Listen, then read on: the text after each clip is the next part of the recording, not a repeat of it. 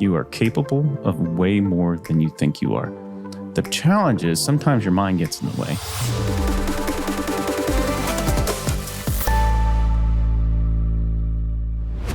Welcome to the Menlo Experience. I'm your host, Brad Sant, here with Kyle Bach, and it's into July. We've got there's a lot going on right now. Lots going on right now. All-star break, training camp. Yeah. I mean, we like to talk about the Chiefs around here, so training camp's starting up again. Yes. Trav's got his stash going on right now. I saw that, yeah. Yep. Three-peat might be a real thing this year. Yeah. What do you think? Never happened before. I mean, those are the types of things that are meant to be broken. Yes. Three-peat, man. This is our time. Yeah. But that said, we've had a little bit of world news last weekend. Yeah. The global IT outage. What's your thoughts on that? Well, I have to admit, at the beginning, I thought it was just CrowdStrike that was going on. And then I found out that it was Microsoft and CrowdStrike at the same time. And anytime you have two major players like that going down at the same time, it's a bad day. Yeah, I think the world is much more interconnected than people realize. I mean, when it comes to IT, and the first thing I thought about was I felt sorry for all the IT teams that were impacted by that, because you wake up on Friday morning about to start your weekend and what hits the fan. So it's just amazing how quickly one mistake. I mean, that was just a mistake. It wasn't anything malicious that can interrupt everything. Yeah, which, I mean, just brings it back to how important those processes are, though, right? To make sure, I mean, that dev, should have been going to a sandbox and they should have been testing it. And, that's a bad day for that guy who rolled out that update, right? Yeah. For sure. That's a rough one. I think he probably just did it and went home. He didn't come back. So. Yeah. But he did come back accidentally. That might have been his last time. That was a rough day. You talk about process, though. Yeah. How many people do you think are prepared to deal with a situation like that? I mean, I know that's something we talk about in our organization all the time from a cybersecurity perspective and those sorts of things. But how many people do you think, or organizations, are truly prepared to manage that? And I think it's, it's Tuesday. Delta is still going on right now, and they can't find their staff. They don't know where they are. Right. Yeah, I think it's, it highlights how few companies have contingencies like that, right? Or drill exercise on things like that. And wild to think that, Delta, I mean, obviously, how many employees do they have? And they're not able to, pull it together right now. And interesting that all the other airlines have been able to, and some airlines weren't even impacted by it, right? Mm-hmm. And you saw probably all the Southwest Airlines memes. Windows 3.1. Yeah. And which there's some truth to some of those things probably, and also probably not a lot of truth to it. But yeah, I mean, I think there's a lot of companies that aren't prepared for disaster recovery like that. So this is a question, right? I mean, as an organization, us too, but everybody bases what they do around technology so much. Is that smart? It's a great question. Yes. And yet, we've been talking a lot in our company about this concept of resilience, right? And last week we had a situation go on in an implementation, and an email came to me and said, it looks like the plan didn't go, things didn't go according to plan.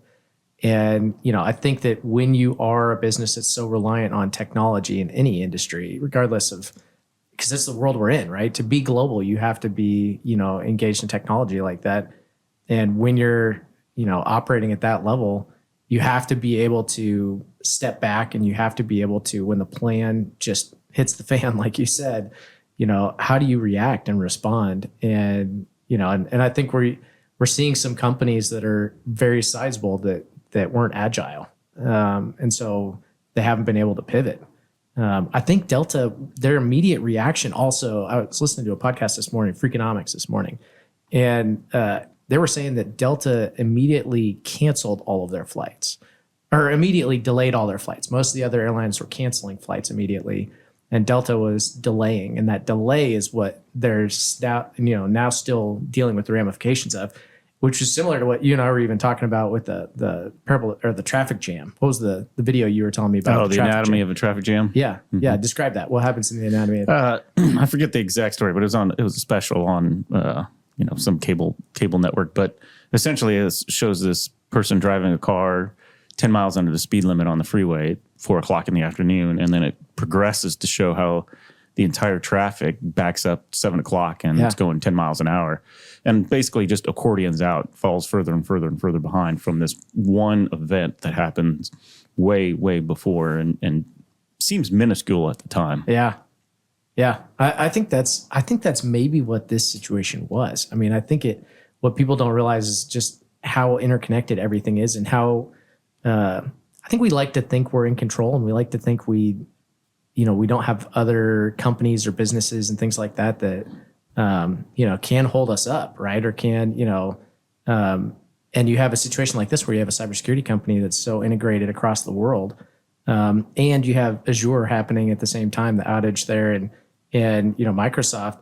And two of those things, it maybe highlighted just the power of two behemoths having an IT outage at the same time and how much that can, how much havoc that can wreak. I agree 100%. I think I'd be a little remiss if I didn't talk up the IT teams in the world. Yeah. And the reason I say that is, most users are feeling this, right? You're feeling it if you couldn't go to the ATM. You're feeling it if you couldn't get your flight on time. Yep. POS systems. All that. What people don't understand is this happens 1,000 times a week.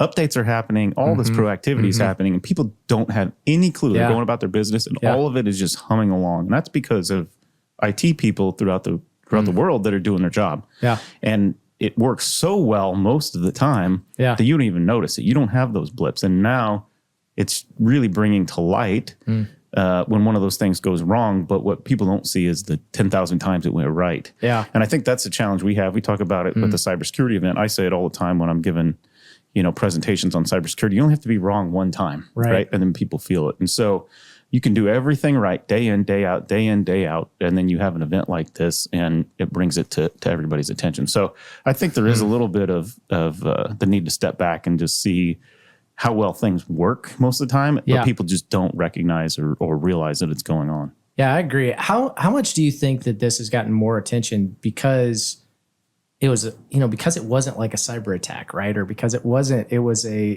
just a failure of process, right? And and there's a couple of things going on right now where we've just had failures of process, right? You look at the shooting and the secret services and all this stuff going on right now, right? And we've just got like some breakdown in what seemed like some basic processes that were missed. How much of this do you think people have spent a lot of time talking about it and because it's just it feels more of a simple breakdown, right? Yeah, I think that.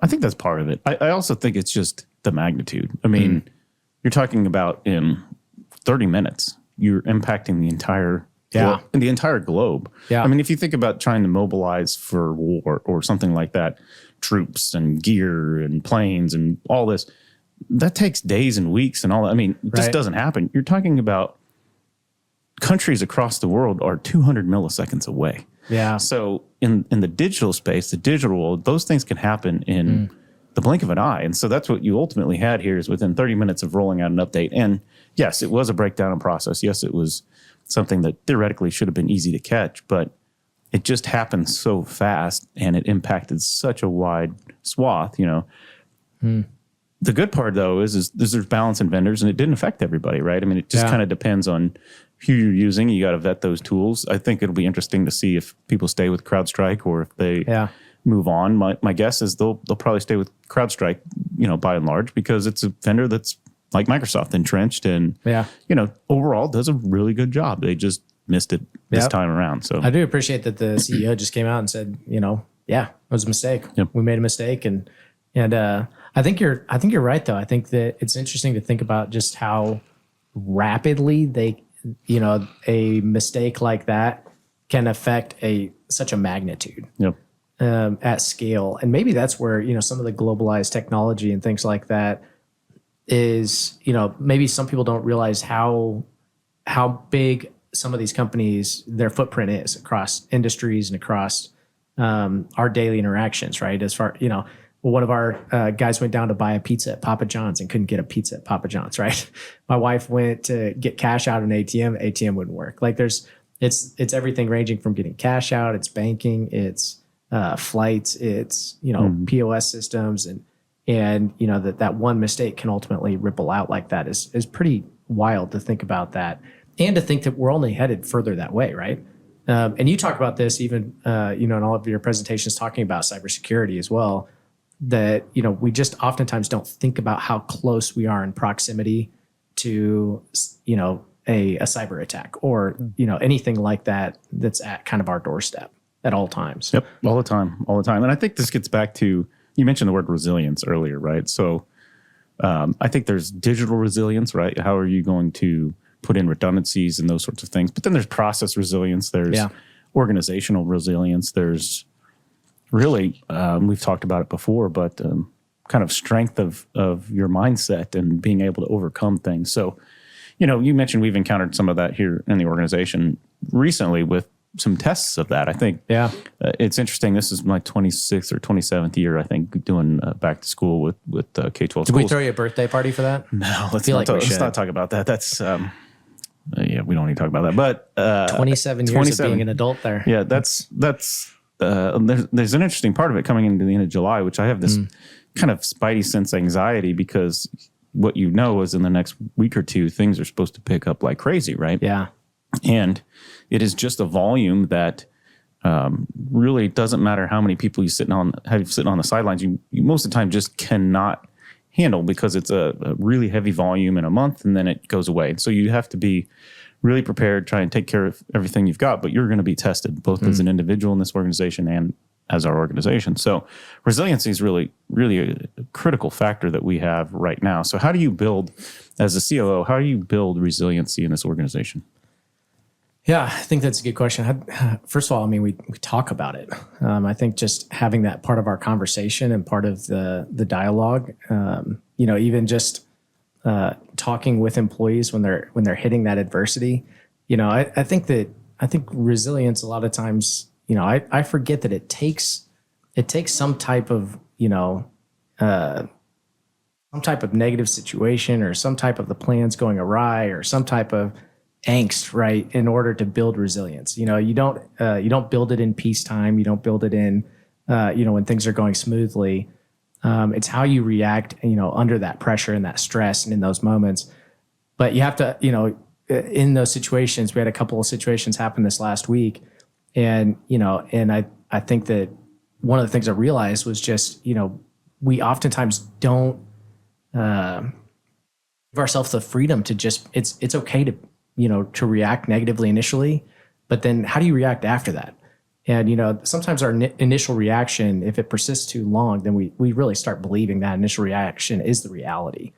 And I think that, building resilience is, okay, identifying that we're in a stressful situation, plans maybe didn't go, things didn't go according to plan. And so now how are you going to choose to act? And I think that there's been multiple conversations that have happened this last week, like, hey, take a breather, step back from the situation, relax. We read Extreme Ownership a couple years ago, 6 months ago. I don't know. Time flies when you're having fun. Yeah, it's been a good time. Yeah. But when we're reading that book, it talks about relax, look around, make a call, make a decision, right? And I think a lot of times in those stressful situations, we react instead Wait. We got more sirens. I don't think people can hear it, but this is staged every podcast. I just have to put this out. We plan this every time. Actually, it was perfect I'm looking timing. at Jay over there. He is literally dialing 911 to tell him to drive by while we're taking this. Jay, they're just pranking us over here. I like their style, but it's literally fit perfectly in the timeline, right? Do you know those firemen are, come to save the fire? They're talking about resilience. They got got to a plan. Yep, they're here to save the day. All right, they're saving the city. Yeah. Thank you to all of the firemen and police officers out there. So I think that's, thank you for pranking us, guys. Yeah. First of all, appreciate that. We love a good prank. Kids, don't dial 911 for a prank. Yes. Yes. That is not the message of this podcast. Yes. And agreed. Yes. Okay. Resilience. See, I threw you off your game. I'm starting to see how resilient you are. That's right. So I think that's how do you react? I think that's the reaction, right? So I think to me, that's really kind of what it comes down to. How about you? How do you prep us all? I think you have it really hit the nail on the head. You have to go through experiences. You have to push yourself through it. And sometimes it's good for somebody as a coach or a leader when you're going through those experiences just to come over and say, get up, get back at it, Yeah. Because so I was with somebody the other day and they were asking, what's the one thing that you've kind of learned in business, or I think the way they actually phrased the question would, you can go back and tell your younger self, as you've been through the journey. And I may have said this on the podcast before, but the lesson I've learned is you're capable of way more than you think you are. You are capable of way more than you think you are. The challenge is sometimes your mind gets in the way. And so a good coach, a good leader, whatever, is going to set that bar higher. They're going to push you to hit that. And I think those moments are where you build resiliency. You don't grow. You don't build resiliency. You don't really take a leap forward when everything's going right. You just don't. Yeah. And so having to work through that, having to solve those problems, I think is really, really what defines the individual. Doesn't mean you don't have your freak out moments, right? I mean, that happens all the time, but really that push, I think allowing them to have, all of us, including us, to have those freak out moments, to be able to react, right? But then we've got to be able to relax, and look around and make a decision. And if I think sometimes we stay in that reaction, and we over psych ourselves out of the situation. To your point, as far as being in our own heads on the situation, and I think to your point, as far as failing and getting back up, I think it's Nelson Mandela, that has the quote that don't ask me about my successes, ask me about how many times I failed and got back up. And, and I think that it is the, counting how many times, you get back up. And I think it's, it's wild when you think about that quote, but it's not count how many times I failed, right? Although it's the failure that oftentimes, then leads to the opportunity to respond, to get back up. And so I think we do have that, sometimes I think we have that problem where we sit in that reaction too long. Or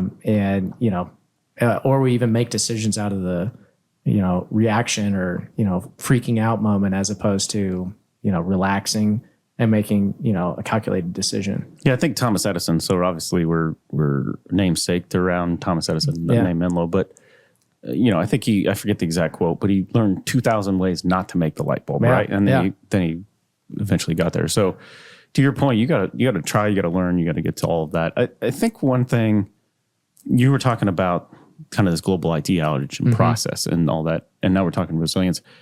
I think people are not independent thinkers enough, right? And so the reason I say that is I can only imagine how many organizations were hit with an IT outage.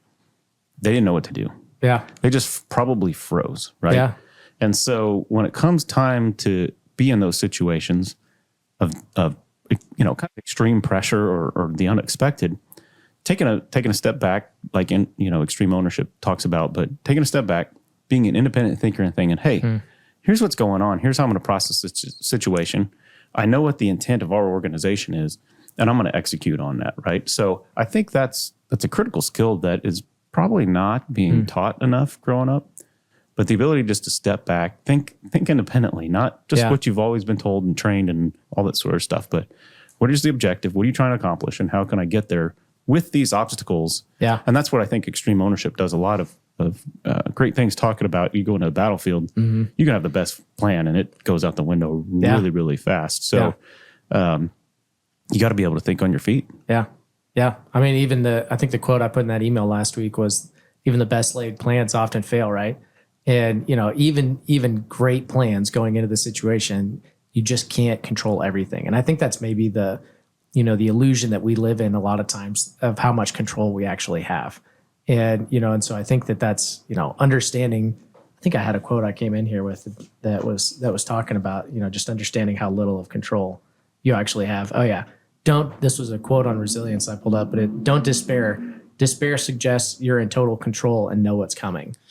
So despair suggests you're in total control and know what's coming, but you don't surrender to events. You don't know what's coming. So surrender to events with hope.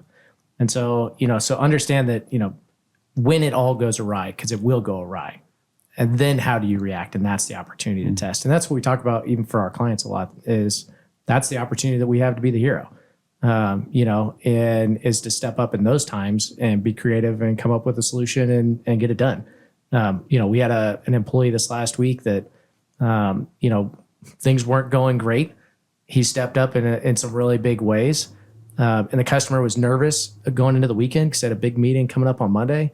And he stepped up and drove back there Sunday night, a few hours away, drove back there Sunday night so that he could be there at 7 a.m. on Monday morning, to be there at that meeting just to calm the nerves of that superintendent. And so, going into those type of situations like that is, how do we go above and beyond, and how do we creatively come up with solutions to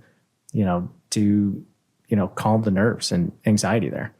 Yeah, I think that speaks to two things. One, again, I just want to emphasize, and it's not only our organization, but how many organizations have a great IT group that is always there when the lights are off and you're sleeping. Yeah. They're there crushing things out. They're working to make sure when you get there the next day it's working. So, in this case, our team member went and did this on the weekend and was making sure that when all the staff showed up on Monday morning, things were just really working flawless. But, yeah, the second part of that, I think, and I say this internally for our team because it's a challenge. I've been there, but keeping your confidence up and knowing that you can do it and that you're doing a good job and that you can accomplish it, I think is just paramount. And I say that because I've been in so many situations where our client's frustrated with one of those situations that happens. They're frustrated at the situation. They know things go wrong. They know things break. What we need to be sure that we do is we don't believe that we're failures or that we didn't that we missed something and that we can't go back. It's that we got to keep the confidence up that we're doing a really, really good job. And we missed that one thing one time, but we're going to get right back in there and get it fixed and get it going. And so, I think once people step back from that and remember who they are and that they're good at their jobs and they're confident, then they re-engage and they feel really good about it. But it does knock you off your feet sometimes. Yeah, which will be really interesting to see over the next, month here, what happens with CrowdStrike, right? Because they made a mistake. They owned up to the mistake. And, I actually saw an article the other day that was saying now's the time to buy CrowdStrike stock, right? Because it's on such a dip right now, but there's such a, national entrenched global player that there's no way they're going anywhere. Sure. And so, so the rebound back and, to your point, one failure, I think we were talking about this last week, but, you dropped a game-winning pass, right? So you lost the game, and that stinks. But you didn't lose the Super Bowl yet, right? And so ultimately, even for our team, it's, when you drop a pass, it's okay. And we don't want to be a culture where you drop a pass, and maybe you lost the game. We don't want to be a culture where we don't admit that. Sure. That's the number one thing you have to do, really, right? Yeah. You cannot move on. You cannot get better if you can't admit that you made a mistake. Yeah. And it's okay. You dropped the ball. I mean, nobody knows this, who pushed that update out for CrowdStrike, but maybe that guy's still working for CrowdStrike. And it was a mistake or whatever happened, right? I've got to believe there's multiple people involved in this process for them, but that somehow it got through. But at the end of the day, you got to be able to admit that you dropped the pass. It was a good pass. It was right there. You dropped it. And that's okay. If you can admit it. And now, okay, what are you going to do so that you don't drop it next time? You don't, and that's really kind of where we're at. I think, it's okay to make a mistake. It's okay to drop the ball. And yet, we can't have a culture of that, repeatedly over and over again. At some point, if you're dropping the pass every single time, there's a deeper problem going on here. But, to have the culture where, it's okay to fail, it's okay to, make a mistake and move on. We want to be a culture that's decisive. We want to be a culture that, is, prone to action over, over the paralysis of analysis, right? And I think that if we're building that type of a culture, we can't be paralyzed by fear, of dropping a pass. And I think that we've talked a little bit about how do you make sure that you're not building a culture of people that are afraid, especially when you have a high performance, culture. And high performers want to achieve. They want to be successful. They want to be seen as successful and achievers. And yet, even Travis Kelce drops a pass, right? He has bad games. Even Patrick Mahomes has bad games, and drops a pass, drops a pass. I don't know if he's ever dropped a pass. I think he probably has. Has he ever caught a pass? Yeah, that's a good question. I don't know. It's a good question. That's a pretty rare stat for that position. That is a rare stat. Mm-hmm. If not, he needs to catch more passes. Can we get that? He's going to throw it off somebody's helmet. That's right. He's broken a helmet, though. Oh, that's true. The stat. It's pretty rare, too. Yeah, that's pretty rare stat also. Mm-hmm. That's true. But so you gotta be able to be okay with failure. I think the other thing, you just have to be able to say, I'm sorry. Yeah. And I think that, CrowdStrike did that, but you can't be so caught up in this idea of, I think people get themselves in a trap that they don't want to admit they failed or they don't want to ever have a failure. And so because of that, A, they can't admit it, but two, it prevents just the human element of saying, I'm sorry, we messed up. That's not our goal. We're not trying to do that on a regular basis, but we just messed up. We're going to own it. Yeah. We're going to take accountability for it. We're going to make sure it doesn't happen again, but we messed up and we're sorry. And I think that can go such a long way because there are so few people that want to say that they messed up. And I think it's actually a sign of strength when you're able to do that and really move on from something. So yeah, agreed. All right. Just a question. Yes. August is coming up. We got all of our clients coming back. Yeah. What's on our agenda to make sure that we kick it off? Great season opener, if you will. Oh man. Well, I was going to ask you something similar but different, so I'll hold my question here. But great season opener. I think first of all, we've been holding meetings just to talk about how do we do the impossible. And what we've been talking about that is, we know that for our customers, this is their peak season, lots of issues, lots of challenges back to school. So you've got all the teachers coming back, all the students coming back. And what we've been talking about internally is how do we make sure that we ramp up and have the adequate resources and team to be able to support them at a high level. And oftentimes I think historically it's been, hey, we have so many, requests and things like that. And it's hard to answer all the phone calls and things. And what we've been talking about is, okay, no excuses. How do you create an environment where that's, no excuses allowed? If you can't use that excuse. It's my favorite phrase. Yes, go ahead, say it. Can't use that excuse, then what would you say? That's right. So if you can't use that excuse, and we're going to hit all of our promises for all of our customers, how do we do that? And, and let's talk through ideas. And so we've been having meetings talking about how do we do that. We've been preparing staff that are going to jump in from different parts of the company that don't normally jump in different things. We've been making sure that all of their computers are ready to log into phones and tickets and things like that. So we've been already getting ahead of the game on that in July, which is great. We've been our team is filled out, so we've got one position that we're finally filling, but we gave an offer this morning on that. And so just really excited about the planning that's gone ahead in this. And so really excited for the burst resources and the team. Last year we tried something beta for the first time, but we kind of had a SEAL team. Yep. And, and our SEAL team that jumped in, I would say is probably about a third of the size that it's going to be this year. So really excited just for the team. We've even been testing some of the resources of those team members jumping in and answering phones and things. And that's been really fun to just see some of them jump in and already kind of learn the process now as opposed to learning it during the height of the season.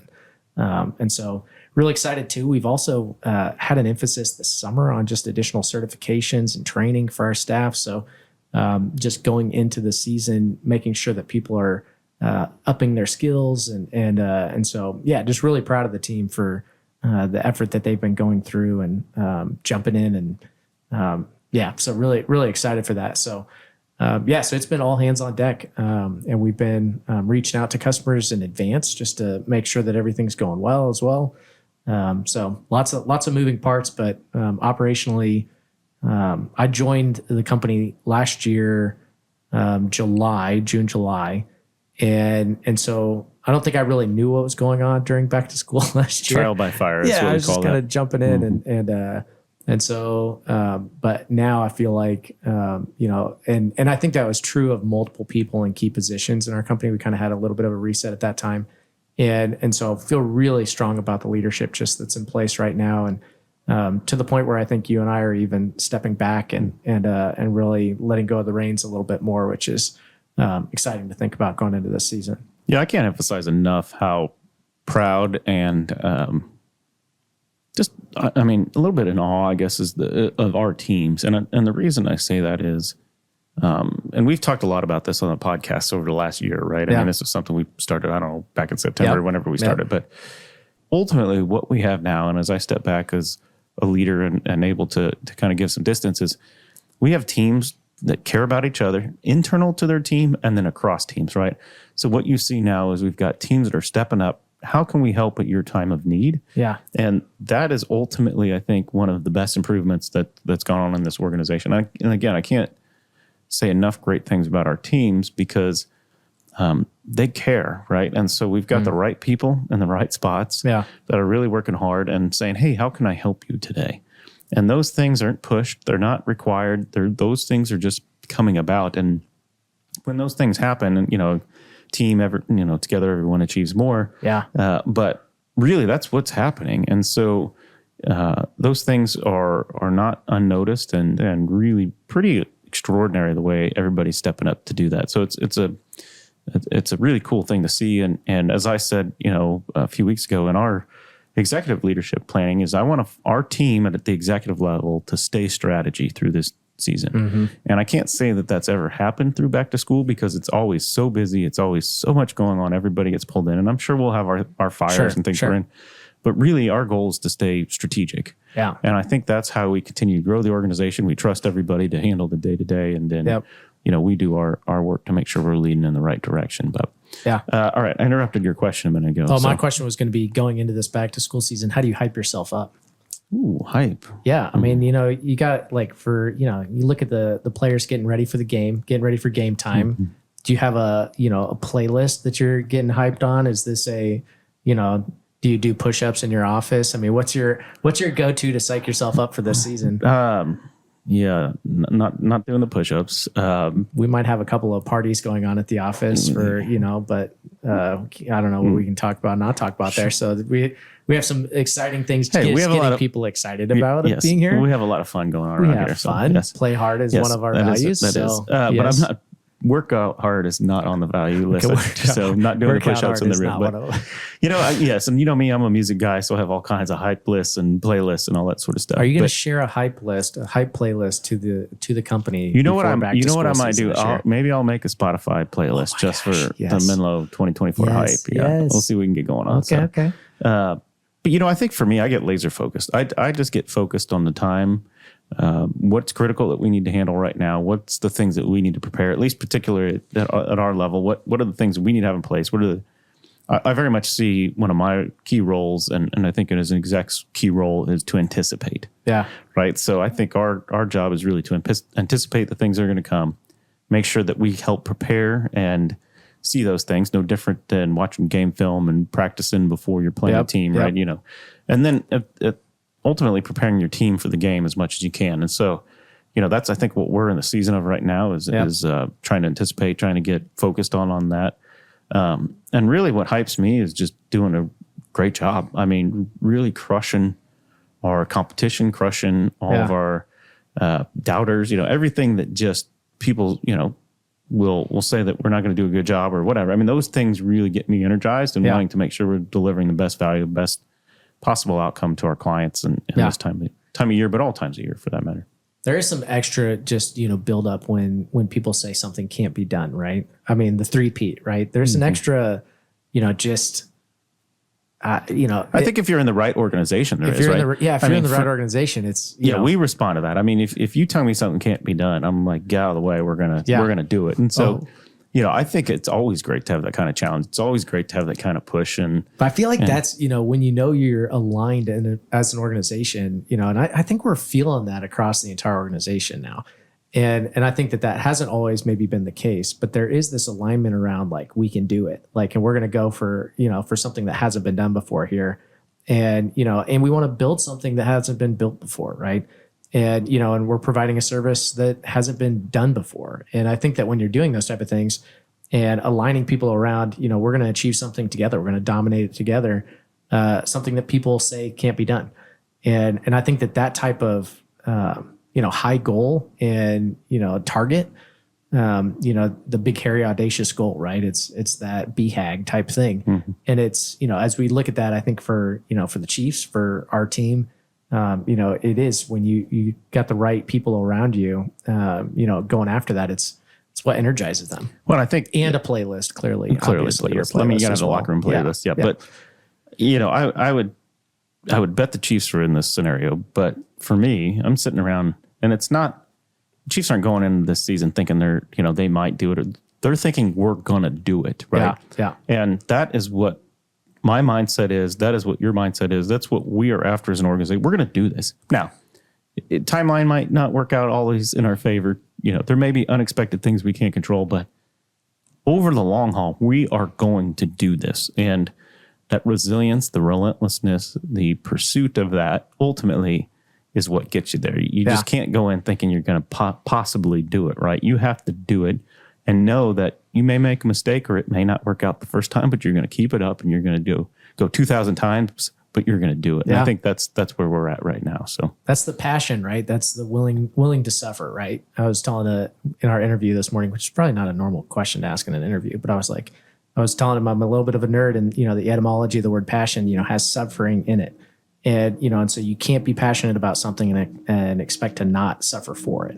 And so there's a a willingness to go hard, to push it, and to suffer for something, and that's where we're at, and we got the team around us to do it. Did you just admit that you're a nerd? Oh yeah, okay. 100%. Well, we've made the first step. Yep, admitting's the first step. Yep. So with that, this has been the Menlo Experience, and we'll see you next time. Goodbye. See you.